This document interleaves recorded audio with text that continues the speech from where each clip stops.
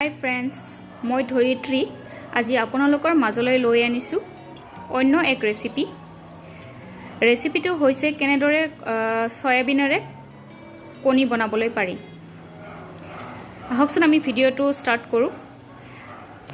এই ৰেচিপিটো বনাবলৈ আমাক প্ৰয়োজন হ'ব কণী আপোনালোকৰ পৰিয়ালৰ হিচাপ অনুযায়ী দিব পাৰে।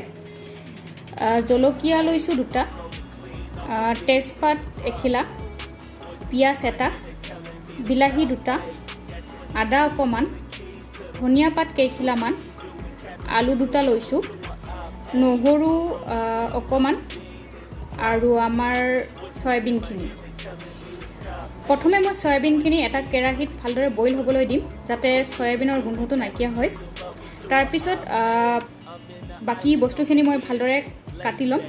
আপোনালোকক দেখাই আছো, চাই থাকিব। এয়া চাওক, মই ধুনীয়াকৈ গোটেই বস্তুখিনি ৰেডি কৰি লৈছো।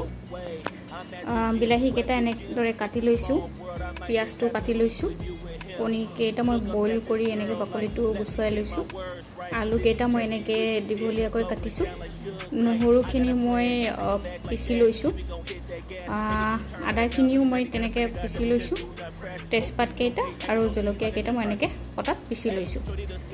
আৰু মেইন হৈছে আমাৰ ইয়াতে সয়াবিনখিনি মই ইয়াতে বইল কৰি পেলাই ভালদৰে ধুই এনেকৈ কটাৰীৰে সৰু সৰুকৈ কাটি লৈছো। এতিয়া বলক ভিডিওটো ষ্টাৰ্ট কৰো।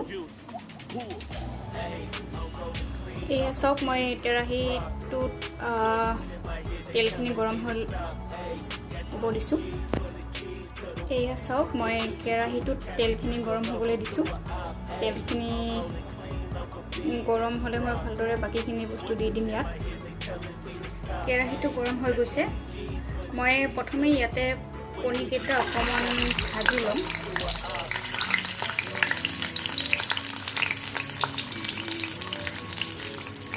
ইয়াতে অকণমান ৰং গুড়া দি দিম, নিমখ মই পাছত দিম।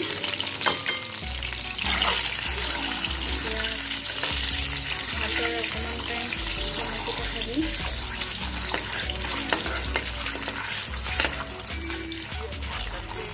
এয়া মোৰ কণীকেইটা ভজা হৈ গ'ল।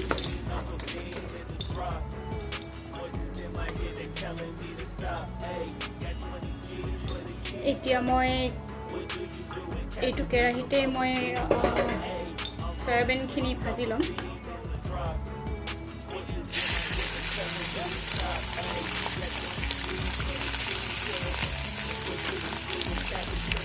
এইখিনিতো মই অকণমান ৰং গুড়া দিম।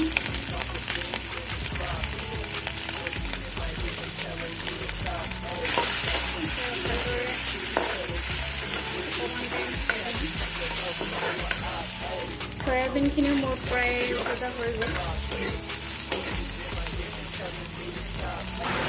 এতিয়া মই ইয়াতে পিঁয়াজখিনি দি দিম।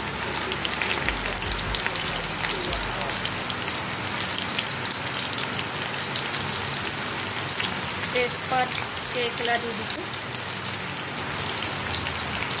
আদা আৰু নহৰু পেষ্টখিনি দি দিছোঁ।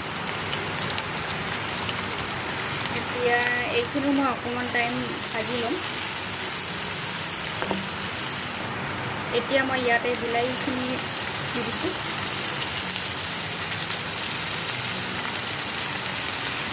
বিলাহীখিনি মই 5 মিনিট সময় ভালকৈ ভাজি ল'ম যাতে বিলাহীখিনি ভাঙি যায়।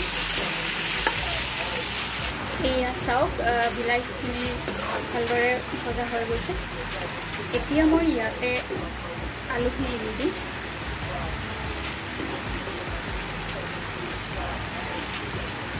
জ্বলাৰ পেষ্টখিনি দি দিম।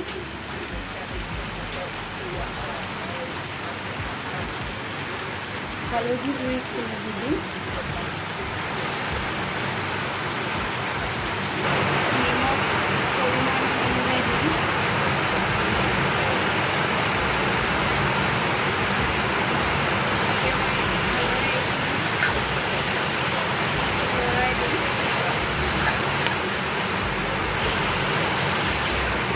কেমেৰাৰ পৰা বৰষুণ দি দিছে, হয়তো আপোনালোকে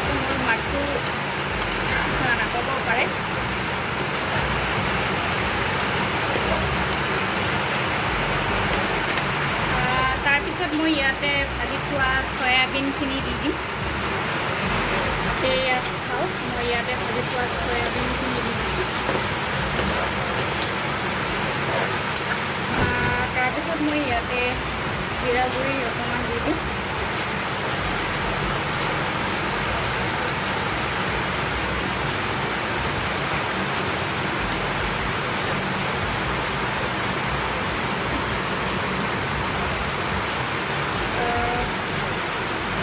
চব্জি মছলা অকণমান দি দিম।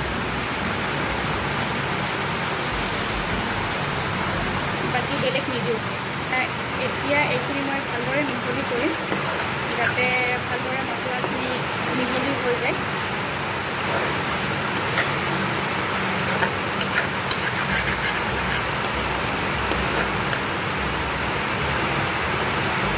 এতিয়া মই ইয়াতে পানী দি দিম অকণমান যাতে আলুখিনি ভালদৰে সিজে।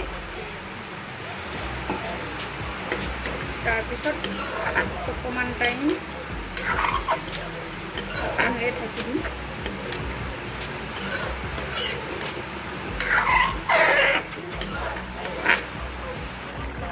এই চব মোৰ আলুখিনি ভালদৰে সিজি গৈছে। এতিয়া মই ইয়াতে ভাজি থোৱা কণীকেইটা দি দিম।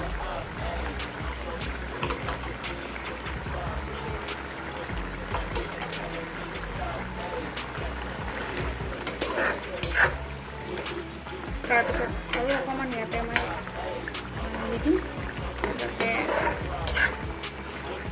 কণীকেইটা ইয়াৰ লগত ভালদৰে মিহলি হয়।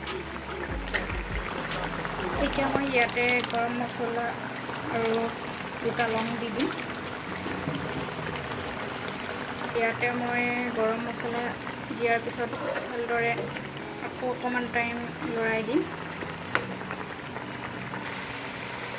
এয়া চাওক মোৰ চয়াবিন এগ কাৰী হৈ গৈছে।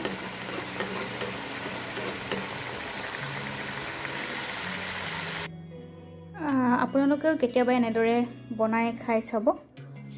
আৰু যদি মোৰ এই ভিডিঅ'টো ভাল লাগিছে তেন্তে লাইক কৰিব, শ্বেয়াৰ কৰিব, ছাবস্ক্ৰাইব কৰিব আৰু কমেণ্ট বক্সত কমেণ্ট কৰিব।